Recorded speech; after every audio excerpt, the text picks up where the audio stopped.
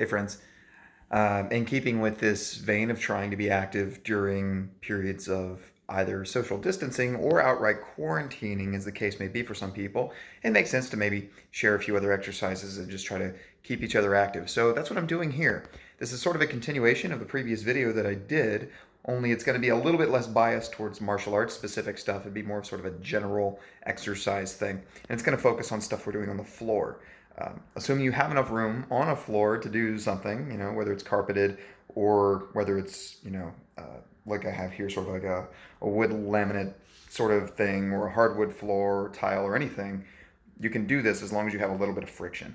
So let's get right into it. I'm going to start off with something that is not earth-shattering at all. We're going to start with just some basic push-ups, but a couple of little things to consider as you do them, and move into a couple other exercises. We'll see what we get. So if I can get this set up down here, and I have to be careful how I squat down because this knee is still kind of goofy.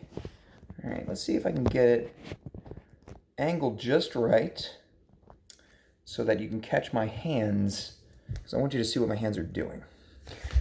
All right, so yeah, this is good. So for a push-up, right, obviously we're, in most cases, trying to work the chest, some aspect of the arms, front of the shoulders, some triceps stuff going on. And there are a million other little things that can get challenged, that often are challenged just because you're trying to keep your body pretty steady. And when you do that, the stuff that's holding parts of your body still can often be worked just as hard as the stuff that's moving parts of your body, or allowing parts of your body to move against gravity or with gravity, however you may look at it. So we're going to kind of play with some of that. So of course, and I'm not here to prescribe a specific way of doing a push-up and say this is right or this is wrong. We're just going to look at options. So I'm coming up here, and I'll show you from the side too, so you can see I'm not sagging or sticking my butt way up in the air as my shoulder clicks there. You have some kind of width based on the comfort, and to some extent based on how you're trying to emphasize your chest and things like that. But you can come down and back up. This is not news, right? So I'll just do a normal set of these. When I get through 10, I'm going to do these in blocks of 10. I know it's not a lot, but I'm not trying to show off. Actually, I lost count there. A couple more. Let's stop it there. I might watch the video later and be like, oh, let's do one more. All right. So that's simple enough. And however that feels, that may feel exactly like what you're going for, and you're trying to get some sort of a burn in your chest and the pecs, but maybe you want to change it. And there are a few different ways that you can change it. One of them being that you can alter how wide your hands are on the floor. And indeed, if you do that, right? So if I go from here to about here, well, the amount of up-down motion I get is not going to be as great for reasons that should be fairly obvious. Let me kind of center myself here. Right, so if I do a few of these, it's not, I'm not going up and down as far. My hands are farther apart, and that changes how challenging it is for these muscles in the front. For the pec major, anterior deltoid, I'm probably not going to be feeling it much in my triceps, even though they say that these pushing exercises are, quote, chest and tricep motions, or chest and tricep exercises. There are issues with that I won't get into, but the general idea is that, well, since gravity is trying to cause my elbows to bend, the muscles that oppose that, triceps primarily, would, be in a position to work against gravity. And that's true. But how much they work is going to depend on a lot of mechanical things that, quite frankly, would be boring to most people. But you can just experiment with this, play with your width, play with what you're doing there. Now, that's one way you can alter the challenge of an exercise. Oh, I said I'd do these from the side, right? So if I come in here, right, boom, keeping things fairly tight. So I'm squeezing my abs. You can use opportunities like this, or use exercises like this, as an opportunity to at least lightly work other things. So same situation. I'm not trying to bounce. That is a different goal. I'm just controlling it down and back up right now. No big deal. Now, Another way, and I know that wasn't 10, I'm kind of cheating here so I can get through all of it without falling all over the place. Another thing we can do is cue ourselves to change how we are pushing against the thing we are pressing on. In this case, it's the floor, but you could also do this if you're bench pressing. You could do this if you're pressing into a platform. You could do this if you're doing it on the wall. You can change what you feel by trying to pull your hands together. So imagine you would be trying to slide them inwards on the floor, like you're doing a pec fly kind of thing, or trying to slide them apart. And if you do that, you may notice that the sensation is very different. So this is actually good for a couple of reasons. One, it gives you a great opportunity just to challenge muscles in a different way, which can maybe help you reach certain goals or help you to serve certain goals with your exercise more effectively, because you now know that those are options. So you have more capability with your workouts. Two, because it gives you more variety, it might help you to stay engaged, to do things that have more variety, might be more interesting for you, so you're more likely to keep exercising. And three, it also teaches you a valuable lesson about exercise, that when you look at a motion, it may look very similar, but it may actually not feel similar at all to the person doing it. So let me show you what I'm talking about. What I'm going to be doing here, I'm going to pick the same width. I'm going to go up and down roughly the same distance. But as I do this, I have enough friction on the floor. That's why I mentioned friction earlier. If you're on a really slick ground, you don't want to try this. You'll probably have a bad time. I'm going to squeeze my hands together. You might, if you look closely, see a little bit of engagement, a little wobble in my arms as everything kind of locks in and I'm trying to pull my hands in. But the friction on the ground is enough to keep my hands from sliding. But I'm doing this the whole rep. So I'm squeezing in right now. You probably can't tell, but I'm pulling down or letting myself go down with gravity, and then I'm pushing up, but as I do, I'm squeezing my chest in. And I have suddenly turned a relatively mundane push-up into something that's giving me much more challenge in the chest. Right here.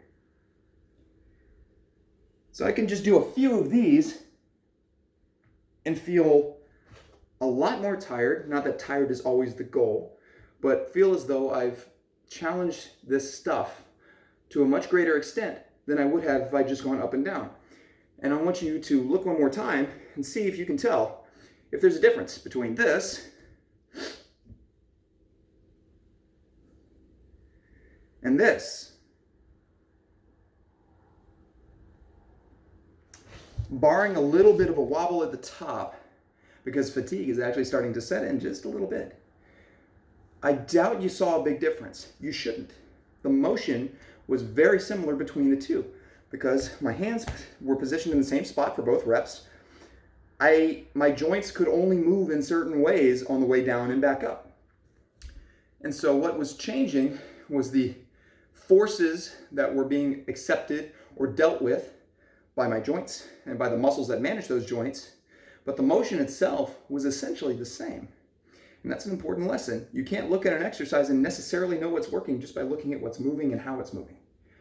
You have to be very careful there. But this is cool because it also shows that you have options. Now another one I can do, instead of pulling in, I'm just going to push out. And I might do about 5 of these. This can be very difficult for people, so be careful with this. You may want to start on your knees if you've never done this before. But I'm coming up, and I'm going to try to push my hands apart, okay? So just coming down the whole time. On the way down, I'm pushing out.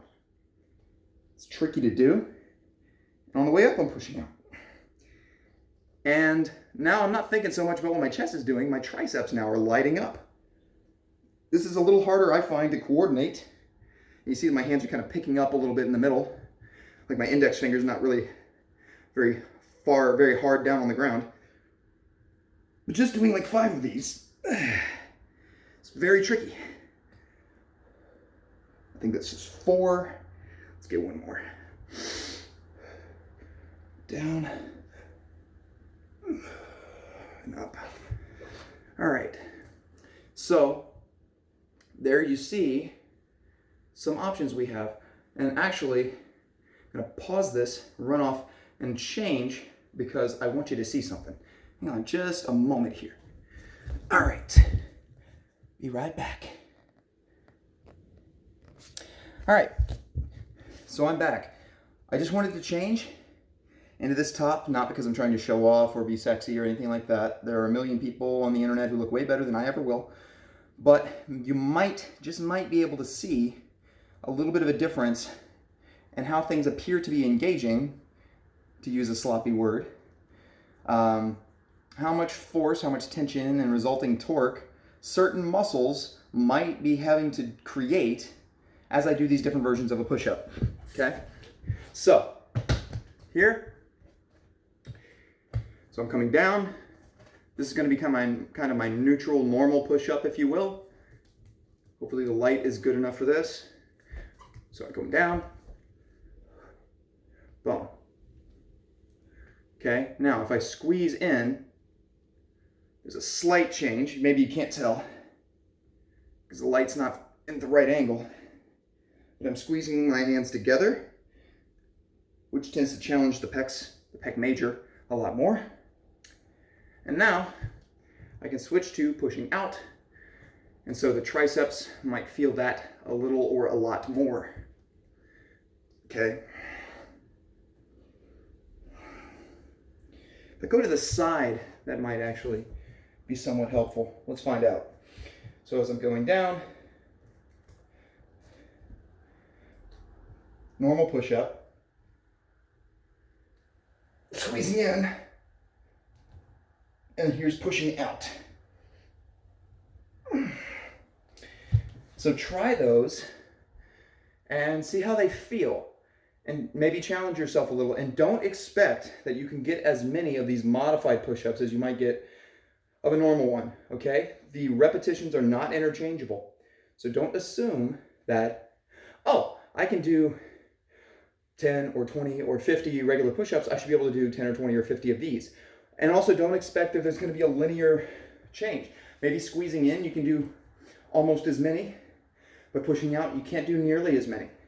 Or maybe, I'm not this way, but maybe you're the other way around. So, try that out and see what it does for you. I'm going to go ahead and record another one right after this, but I'm going to end this video right here. Hopefully that gave you some push-up ideas.